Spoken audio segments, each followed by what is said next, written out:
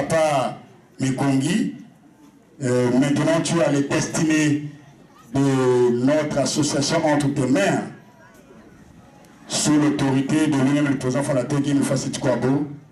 Nous allons prendre tes impressions à chaud avant que l'on entre dans ce grand tombage de joie. Nzambi Wabonga, Papa Charles. Monsieur le représentant de Madame chef du quartier, Messieurs des médias invités pour la circonstance, distingués invités, tous les responsables de notre association en vos rangs et prérogatives, très chers frères et sœurs, en ce qui concerne nos invités, permettez-moi tout d'abord, au nom de notre président fondateur, de vous souhaiter la bienvenue sur ce site, le Monde de l'Histoire, le Mont Sinaï. Monde de l'Histoire, parce que sur ce site, Papa Guy-Émile Fassit Kwabo a vécu la passion menée par des frères et des sœurs qui étaient au seuil de la mort, qu'il a délivré de la mort et qui se sont retournés contre lui. Et dans les moments les plus difficiles de cette passion, Papa Guy-Émile Fassit Kwabo s'est souvent réfugié ici. Monde de l'Histoire aussi, parce que en 1996, le président fondateur, Papa Guy-Émile Fassit Kwabo, a mis en place le bureau coordonnateur des sections de Pointe-Noire que vous avez aujourd'hui, avant que nous ne passions à l'événement dirigé de main de maître par Papa Lumbu Isaac. Et la première phrase de la note de nomination disait ceci, que ce bureau était mis en place pour la marche en avant de notre association. Monde de l'Histoire, de par la passion de Papa Guy-Émile Fassit Kwabo, monde de l'Histoire, par rapport à ce nouvel élan donné en 1996 par la nomination des membres du bureau coordonnateur de Pointe-Noire, monde de l'Histoire surtout, parce qu'en 2005, c'est d'ici, au Mont Sinaï à Loussala, que Papa Guy-Émile Fassit Kwabo, dans sa dimension spirituelle, a envoyé la paix et la lumière dans le monde entier. L'événement qui vient de se passer tout à l'heure est donc un détail de plus à ajouter à tous ces événements qui font du Mont Sinaï le monde de l'histoire. Soyez donc les bienvenus au Mont Sinaï. Les fêtes que nous célébrons aujourd'hui et dans lesquelles nous allons tout de suite rentrer, notamment en ce qui concerne celle du 20 mai, la venue de la lumière, étaient prévues pour être célébrées à Dolisie. Je ne connais pas la population de Dolisie, mais apparemment, certainement peut-être, le nombre de frères et sœurs que nous sommes s'est présenté comme une occasion d'envahir la ville de Dolisie, ce qui a fait que les autorités n'ont pas été en mesure, entre guillemets, de nous assurer la sécurité. Raison pour laquelle nous avons délocalisé cette fête ici au niveau du Mont Sinaï. Mais bien aimés, si nous sommes ici, c'est grâce à Guy-Émile Fassit Kwabo. S'il nous faut parler d'un homme, c'est Guy-Émile Fassit Kwabo. S'il nous faut parler d'une divinité, c'est Guy-Émile Fassit Kwabo. S'il nous faut parler de Dieu, c'est Guy-Émile Fassit Kwabo. Je m'en vais lancer un appel au peuple congolais tout entier. Nous avons une richesse au Congo, en la personne de Guy-Émile Fassit Kwabo. Et à l'occasion de la célébration de la fête de 20 mai édition 2018, je voudrais qu'enfin, qu'on parle de Guy-Émile Fassit Kwabo en des termes qui concernent sa divinité. Ces derniers temps, on a plutôt parlé de Guy-Émile Fassit Kwabo en des termes qui ne sont pas bons. Je vous assure, mes frères et sœurs, nous avons des d'éminents Congolais connus dans le monde entier qui ont pris part à des recherches aujourd'hui reconnues sur le plan mondial. Je pense au professeur Théophile Obenga, grand disciple de Cheikh Anta Diop en ce qui concerne l'Égypte, l'égyptologie. Je pense à Dominique Ngoïngala, dont les études ont droit de citer dans certaines universités des États-Unis. Je pense à un de mes professeurs à l'école d'enfants de troupe, M. Auguste Miabeto, qui sur le plan de la linguistique a valorisé nos langues et ses études aussi sont connues dans le monde entier. Si on prend des domaines de la vie, nous allons retrouver d'autres Congolais qui ont fait la fierté de notre pays. Dans le domaine politique, nous pourrons parler de Jacques Opango, nous pourrons parler de Félix Chikaya. Sur le plan socio-culturel, nous pouvons parler de Soni Laboutansi, du cardinal Émile Biaïnda ou de l'écrivain Alain Mambakou. Frères et sœurs, pourquoi sur le plan spirituel, les Congolais sont hésitants pour reconnaître les valeurs qui se trouvent dans leur pays? À l'occasion de cette fête du 20 mai, et fort de la confiance que vous me faites, je voudrais que nous ayons un seul objectif, c'est parler de la divinité de Guy Émile Loufoua, c'est quoi? C'est vulgariser les vérités divines de l'heure à travers le monde entier. Enfin, c'est asseoir dans des actions pratiques, dans des œuvres, la vocation de son association, qui est en réalité une association de bienfaisance. Le programme, il est simple. Nous n'avons rien à créer. Tout a été dit par lui-même, le président fondateur. Alors, frères et sœurs, un homme qui est vu dans la lune, qui est un attribut de Dieu, un homme qui est vu dans le soleil, il n'a pas été vu dans le soleil seulement par les frères et sœurs de l'association Nous Olamo OPH. Les témoignages vont du Congo, de l'Afrique et partout dans le monde. Guy Émile Loufoua Sétouabo est né sans placenta. Et nous avons eu un médecin gynécologue de son métier qui nous a donné la preuve scientifique qu'on ne pouvait pas naître sans placenta. Il nous a fait état des cœurs acardiaques, si ma mémoire est bonne. Des fœtus acardiaques, mais qui finissent par mourir à la naissance. Nous pourrons citer beaucoup d'autres faits qui sont prouvés, non seulement par les frères et sœurs de notre association, mais par des citoyens du Congo et du reste du monde. La personne qui vous parle, j'ai rencontré à San Antonio, au Texas, aux États-Unis d'Amérique, le pasteur David Walker de Alamo Baptist Church, qui m'a appelé dans son bureau à la fin d'un culte de dimanche pour me montrer l'écharpe de couleur blanche avec des lettres en couleur rouge OPH, me confirmant qu'il était un membre confirmé de l'OPH. Et des David Walker, il y en a dans le monde entier. C'est dire que l'étape qui va commencer dans la compréhension de la dimension de Papa Émile, c'est cette étape qui certainement, si nous faisons la volonté de Papa Émile, l'étape qui nous mettra en contact avec nos frères et sœurs qui sont à travers le monde, qui eux ont commencé déjà à faire le vrai travail, pendant que nous les Congolais, la seule publicité que nous faisons de Papa Émile, c'est d'un corps qu'on déterre. Et dont même les enfants qui sont nés de sa sémence naturelle n'hésitent pas à exposer dans les médias et sur Internet. Nous savons tous, frères et sœurs, que du vivant d'une personne, cette personne a pu être au bord de la société, au bord de la société, je voudrais dire.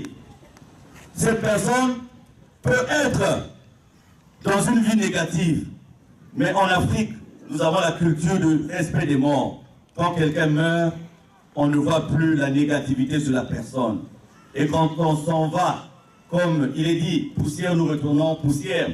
Quand nous ramenons ce corps à la terre, quel que soit ce qu'a été la personne, nous avons un respect. Non pas par rapport à la personne, mais le respect par rapport à ce chemin qui sera le nôtre à nous tous, c'est-à-dire la mort. Et quand vous voyez des hommes et des femmes qui prétendent prier, qui n'ont plus aucun respect même sur la mort, à partir de ce moment, il faut vous poser un certain nombre de questions. Alors vous avez entendu parler de Guy-Émile sous beaucoup de termes, magicien, maître vaudou, éjecterie, éjecteur. Vous avez entendu parler des sacrifices, on sacrifie les gens dans le zoolo. Mes frères et sœurs, nous voulons à partir de ce 20 mai 2018 parler de la réalité de la divinité de Guy-Émile Loufois, c'est dit quoi? Pour ce faire, la première action qui est la mienne, à partir du moment où vous avez exprimé votre confiance, qui n'est que la volonté de Papa Émile, c'est de créer un fonds de recherche sur la divinité de Guy-Émile Loufois, c'est dit quoi? Je lance un appel au département de l'histoire et de géographie de la faculté de lettres et sciences humaines de l'université Marien-Ngouabi. Nous disons, notre association est prête pour financer une recherche indépendante sur la divinité de Guy-Émile Loufois, c'est-à-dire un chercheur, un anthropologue, un scientifique, un historien qui veut comprendre si Guy-Émile est véritablement Dieu. Nous allons lui donner les moyens pour comprendre, pour chercher à comprendre la divinité de Guy-Émile. C'est pour cela que ce fonds, qui va courir dès aujourd'hui, sera financé à hauteur de 5 000 francs. Pendant un an, 5 000 francs, c'est le financement d'un an pour chaque frère et chaque sœur. L'argent recueilli servira à appeler même des anthropologues de France pour venir au Congo, comprendre la réalité de Guy-Émile Loufois Sétouabo qui se trouve au Congo, Brazzaville. Et puisque la NASA avait déjà fait une enquête sur le mont Kalikari, eh bien, nous allons nous rapprocher de tous ces scientifiques. Frères et sœurs, il nous faut parler de Guy-Émile. Si nous sommes là, c'est grâce à Guy-Émile Loufois, c'est dit quoi? Si les gens ont eu le temps de faire des exhumations et des inhumations, c'est parce que nous n'avons pas montré au reste du monde qui est réellement Guy-Émile Loufois, c'est dit quoi? Si nous avions eu le temps, dans les livres, nous avons eu le temps de mettre nos médias sur des bouquets à connotation internationale. Si même à Brazzaville, la chaîne RTA Télé de Pointe-Noire passait à Brazzaville, beaucoup de frères et sœurs n'allaient pas être égarés. Parce qu'ils allaient se rendre compte qu'à Pointe-Noire, il n'y a pas de magiciens qui sont conduits dans la forêt par un maître magicien né à Moussenjo. Qu'à Pointe-Noire, il n'y a pas un gourou qui conduit des bœufs ou des moutons pour les sacrifier au bord de l'eau, mais que nous sommes depuis en train de faire la volonté de Papa Guy-Émile Loufois Sétouabo, rien que la volonté de Papa Guy-Émile Loufois Sétouabo. Alors ce fonds que nous mettons en place sera sous la supervision d'un comité de gestion. Et à la tête de ce comité de gestion, nous avons nommé Maman Adzoa Rosalie, qui trouvera les collaborateurs qui vont travailler avec elle pour cette mission très importante. Chers invités, je vais simplement éviter de vous parler des inepties autour du conflit qui mine notre association. Nous en avons suffisamment parlé dans les médias.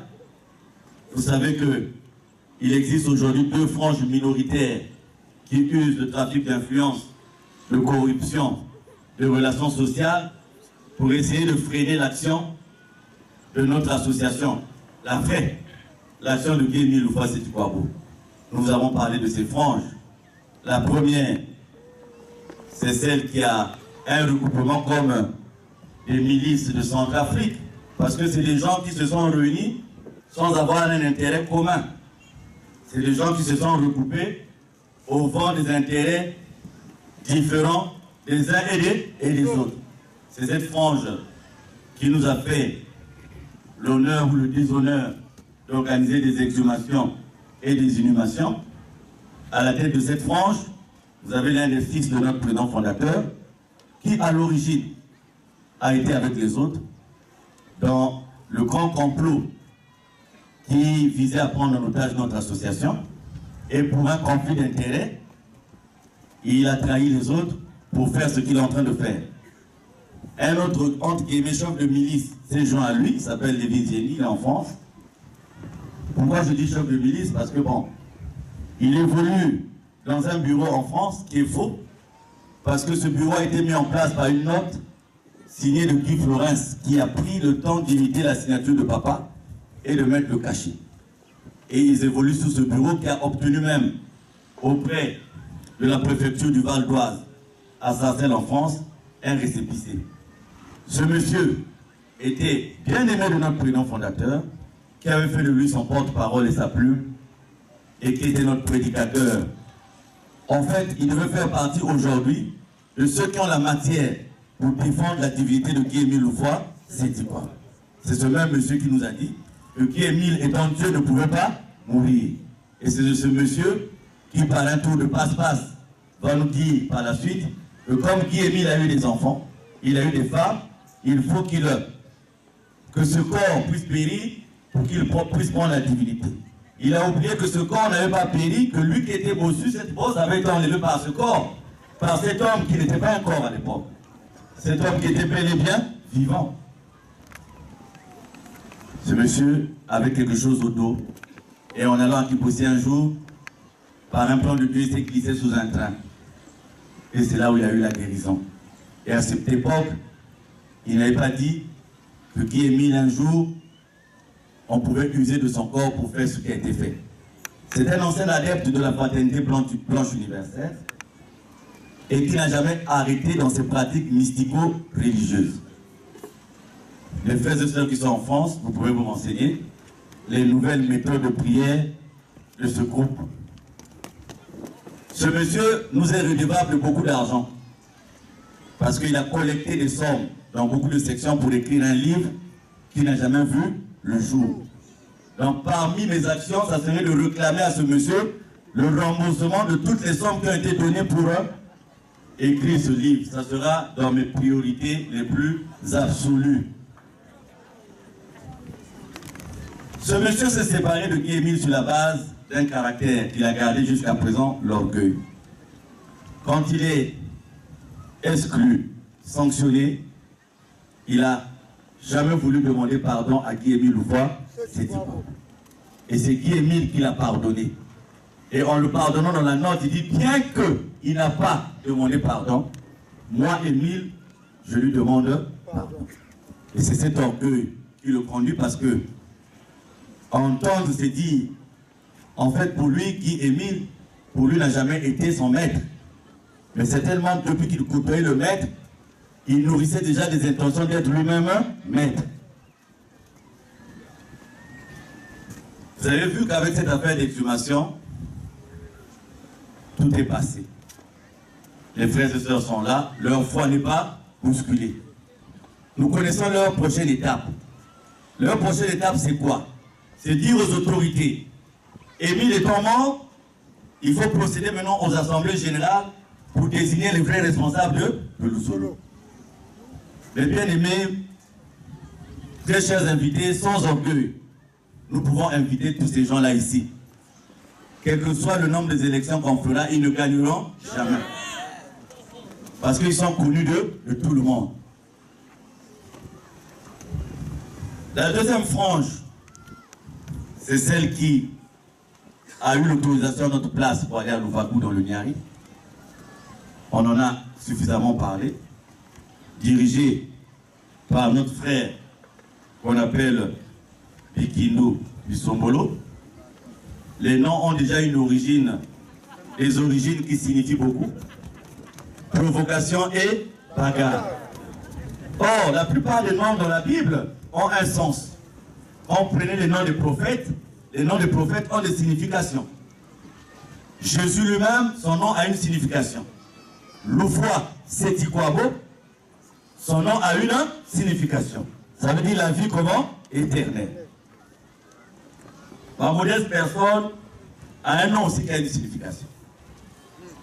Donc, si on lit à la Bible la signification des noms dans le choix de certaines personnes qui ont eu la mission de Dieu, certainement que ce monsieur a eu la mission qui correspond à la signification de ces deux noms, c'est-à-dire Bikindu et Bisombolo. Je m'en vais vous dire, frères et sœurs, ce monsieur, en fait, il n'agit pas selon sa volonté. Il est otage d'un groupe de personnes qui le mène à gauche et à devant et derrière. Il est comme prisonnier de ce groupe. Alors, pour comprendre un peu pourquoi le peuple ne veut pas de cette frange, minoritaire aussi, voyez-vous, ces responsables internationaux vivent à Brazzaville. Ils vivent à Brazzaville, et pendant qu'ils vivent à Brazzaville, l'association n'est propriétaire d'aucun terrain. Tous les terrains sur lesquels évolue notre association à Brazzaville ont été cédés par Guy Émile Loufoy. Voyez-vous, une personne qui a toutes les structures dans une ville et qui n'est pas capable de trouver même un terrain, comment voulez-vous qu'il pense au développement de toute une association?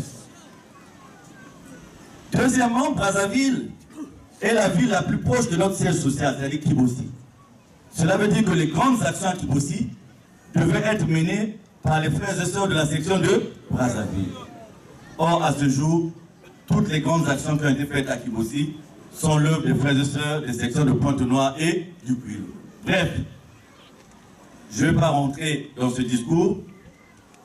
L'un des grands projets de Papa Guy Émile Loufoy Sédouabo, c'est la radio Kimbuta, une radio à vocation internationale qui nous avait été demandé d'installer à Kibossi.